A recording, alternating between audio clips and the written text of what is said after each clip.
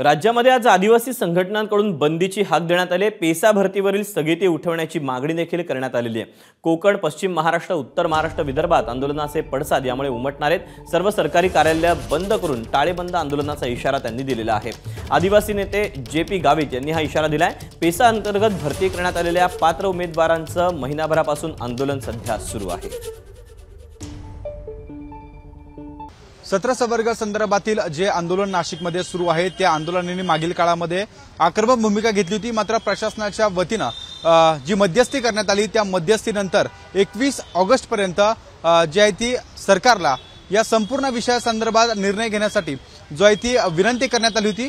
मात्र यानंतर आता उद्याच्या 21 तारखेला संपूर्ण पेसा अंतर्गत असलेल्या 13 जिल्ह्यांमध्ये आदिवासींच्या माध्यमातून जे विविध प्रश्न आहेत त्या संदर्भात आता इशारा देण्यात आला होता। आपल्यासोबत आदिवासी नेते जे.पी. गावित साहेब आहेत। साहेब, नेमकं उद्याचं नियोजन काय आहे? आपण अनेकदा चर्चा केली होती, पेसा संदर्भातले प्रश्न होते, आदिवासी समाजाचे जे महत्त्वाचे प्रश्न आहेत त्या संदर्भात आपण सरकारची बोलणी करत होता। उद्याचं नेमकी आपली भूमिका काय असेल? इथं ज्या महाराष्ट्रात नोकर भरती झाली 2 वर्षापूर्वी, त्याच्यामध्ये संबंध महाराष्ट्राचे नोकर भरतीच्या ऑर्डर्स त्या कॅन्डिडेटला दिल्या गेल्या, परंतु आदिवासी क्षेत्रामध्ये, पेसा क्षेत्रामध्ये जे रिझर्वेशन आहे त्या रिझर्वेशनच्या बाबतीमध्ये कोणीतरी ओबीसीच्या एका कॅन्डिडेटने सुप्रीम कोर्टामध्ये रिट केला आणि त्याचा फक्त आधार घेऊन त्याचं कुठलं रिट आपले सुप्रीम कोर्टाने स्टे किंवा ऑर्डर काही केली नसताना सरकारने फक्त त्याचं निमित्त केलं आणि संबंध त्या नोकर भरती आदिवासी क्षेत्रामधली बंद केली। एक तर आदिवासी क्षेत्रामध्ये कर्मचारी कमी आहेत। आज जिल्हा परिषदला जे 1ली ते 7वी 8वी पर्यंत शाळा आहेत त्या शाळांमध्ये 8वी पर्यंतच्या वर्गाला शिकवणारे 2च शिक्षक आहेत। तलाठी 5-5 सज्यांचा कारभार एक तलाठी पाहतोय। त्याचबरोबर 2-2, 4-4 ग्रामपंचायती एक ग्रामसेवक पाहतोय। आरोग्य विभागामध्ये अशाच प्रकारची कर्मचाऱ्यांची कमतरता आहे। रेव्हेन्यूकडे अशाच प्रकारची कमतरता आहे आणि म्हणून सगळ्याच सरकारी कार्यालयामध्ये कर्मचाऱ्यांची कमी असल्यामुळं तिथं जनतेची पण कामं होत नाही आणि एका बाजूला शिकलेली मुलं जे हक्काची नोकरी मागतात त्या लोकांना नोकरी दिली जात नाही। उलट ती नोकरी म्हणजे कशा प्रकारची अडचणीत येईल अशा प्रकारचं सरकारचं धोरण आहे आणि म्हणून याच्या बाबतीमध्ये 1 ऑगस्टपासून संबंध महाराष्ट्रातील पेसा क्षेत्रातील मुलं जे नोकरीला पात्र आहेत अशा प्रकारचे मुलं आदिवासी भवन नाशिक इथं उपोषणाला बसलेले होते।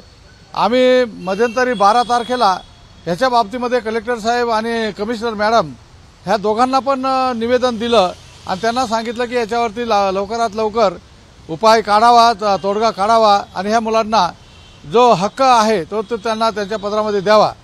परंतु सरकारने अद्यापर्यंत उद्या 21 तारीख उजाडते सरकारने कुठलंही पाऊल उचललेलं नाही आणि म्हणून उद्याला संबंध पेसा क्षेत्रामध्ये ज्या ज्या ठिकाणी आदिवासी जरा जागृत आहेत त्या ठिकाणी आदिवासींच्या हक्कासाठी तो रस्त्यावर येणार आहे। संबंध पेसा क्षेत्रातील रस्ते बंद होणार आहेत।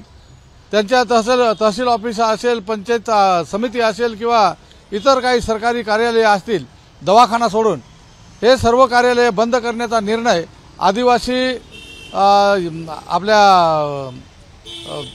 जी कमिटी आहे आदिवासी कमिटी त्या कमिटीने घेतलेला आहे आणि याच्यामध्ये कुठल्या पक्षाचं हे आंदोलन नाही आहे तर सगळ्याच समाजाचं आंदोलन आहे।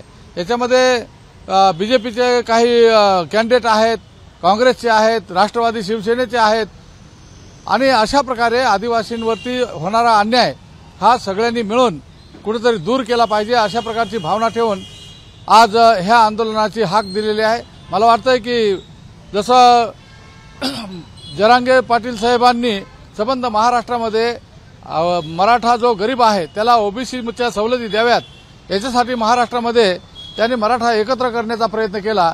आतापर्यंत आदिवासी हा अडाणी, गरीब सगळ्याच दृष्टीने मागासलेला आहे। त्याला स्वतःचा अधिकार काय हे माहीत नाही आणि म्हणून तो अधिकार त्याला मिळावा। पेसा क्षेत्रामध्ये जी घटनेमध्ये सूची 5 आणि 6 ह्या सूचीद्वारे विशेष अधिकार दिलेले आहेत, परंतु त्या अधिकाराचा कुठेही कोणाला फायदा होत नाही आणि म्हणून तो फायदा लोकांना मिळाला पाहिजे। ह्याच्यासाठी आम्ही ह्या आंदोलनाची हाक दिलेली आहे। संबंध आदिवासी कार्यकर्ते ह्या आंदोलनामध्ये उतरणार आहेत आणि सगळेचे सगळे ह्या उद्यापासून ह्या चक्काजाममध्ये सामील होणार आहेत.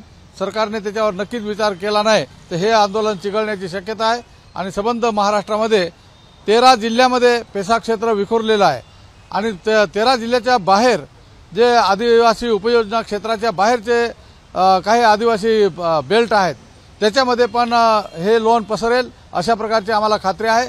सरकारने याच्यावरती ताबडतोब बैठक घ्यावी, चर्चा करावी, मार्ग काढावा ही आमची अपेक्षा आहे. साहेब, सरकार पक्षातर्फे नरहरी झिरवाळ देखील त्यासोबत आपल्यासोबत होते. आदिवासी आयुक्तांसोबत देखील चर्चा झाली होती. आपली बैठक लावली जाईल, मुख्यमंत्र्यांसोबत आपली चर्चा होऊन यावर मार्ग काढला जाईल असं देखील सांगण्यात आलं होतं.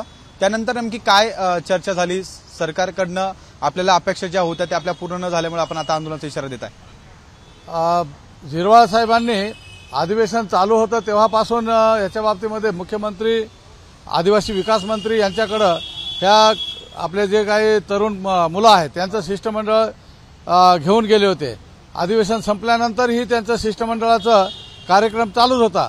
एकंदरीत 7 वेळेस ते म्हणायचे की मी 7 वेळेस ह्या मुलांना घेऊन शिष्टमंडळ बरोबर गेलो, परंतु तिथं अजून काही मार्ग निघालेला नाही. आपली चर्चा झाली की नाही? आपली चर्चेसंदर्भात देखील त्यांनी पुढाकार घेतला होता. मुख्यमंत्री उपमुख्यमंत्र्यांसोबत देखील चर्चा होईल असं सांगण्यात आलं होतं.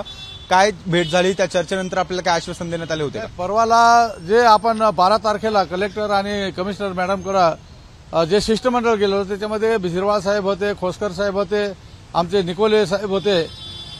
सगळ्यांनी मिळून ते निवेदन दिलं. त्यावेळेसच झिरवाळ साहेब पण म्हणाले की आम्ही मुख्यमंत्र्यांच्या बरोबर वेळ घेतो, तारीख घेतो आणि याच्यावरती काहीतरी मार्ग काढण्याचा प्रयत्न करतो, पण आतापर्यंत कुठल्याही प्रकारचा वेळ, टाइम किंवा आपले वेळ किंवा तारीख आणि कुठली चर्चा ही झालेली नाही.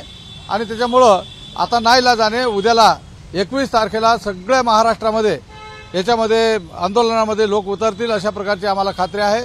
ठाणे, पालघर, नाशिक, नंदुरबार, धुळे, नगर आणि पुणे ह्या ज्या काही उत्तर महाराष्ट्र आणि पश्चिम महाराष्ट्र, कोकण आणि उत्तर महाराष्ट्र ह्याच्यामधले जे आदिवासी बेल्ट आहे तिथं नक्कीच हे आंदोलन तीव्र होणार आहे आणि त्याच्या लोन हे विदर्भामधले जे आदिवासी बेल्ट आहे तिथं पण जाण्याची शक्यता आहे. साहेब, नेमकी आपली चर्चा सुरू होती, मार्ग निघाला नाही, आपण आंदोलनाचा इशारा देत आहे.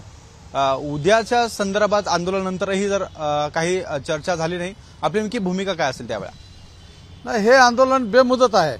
सरकार जोपर्यंत निर्णय देत नाही, या मुलांना व्यवस्थितपणे न्याय देत नाही, तोपर्यंत हे आंदोलन तिथं चालूच राहणार आहे. याच्यामध्ये जेलभरो करण्याची वेळ आली तर लोकांना पण आम्ही सांगितलंय की आता कुठल्याही प्रकारचं आपण माघार घ्यायची नाही आहे. सरकारने पॉझिटिव्ह भूमिका घेतली पाहिजे, मुलांना न्याय मिळाला पाहिजे. आपण अतिरेक अशा प्रकारचं काहीतरी मागतोय अशातला पण भाग नाही. जो हक्काचा आमचा हक्क आहे तोच मागतोय. आपल्या प्रमुख मागण्या नेमका काय असतील? प्रमुख मागण्या म्हणजे ज्या मुलांना आतापर्यंत नोकरीच्या ऑर्डर दिल्या आणि त्याला थांबवलं, त्याची ऑर्डर जमा करून घेतली, त्या मुलांना सगळ्यांना नोकरी दिली पाहिजे. जे पात्र कॅन्डिडेट आहेत त्या कॅन्डिडेटला त्याच्या पात्रतेप्रमाणे नोकरी मिळाली पाहिजे. दुसरी गोष्ट जी आहे ते संबंध जे काही आपल्या आदिवासी बेल्ट आहे म्हणजे पेसा क्षेत्र आहे तिथले जे काही जमिनीचा जो अधिकार दिलेला आहे तो अजूनपर्यंत त्याची पूर्णपणे अंमलबजावणी झालेली नाही.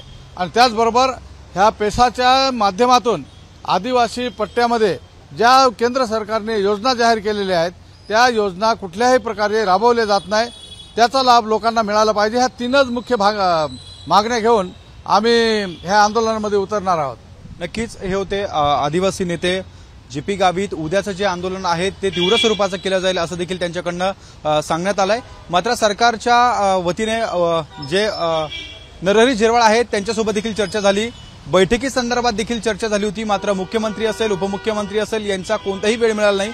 त्यामुळे 12 तारखेनंतर केलेल्या आंदोलनाचा आता पुढचा टप्पा हा उद्या सुरू होतोय आणि उद्याला संपूर्ण पेसा अंतर्गत असलेल्या 13 जिल्ह्यांमध्ये हे आंदोलन तीव्र स्वरूपाचं होईल असा इशारा देखील JP गावित यांनी आपल्याशी बोलताना दिलाय.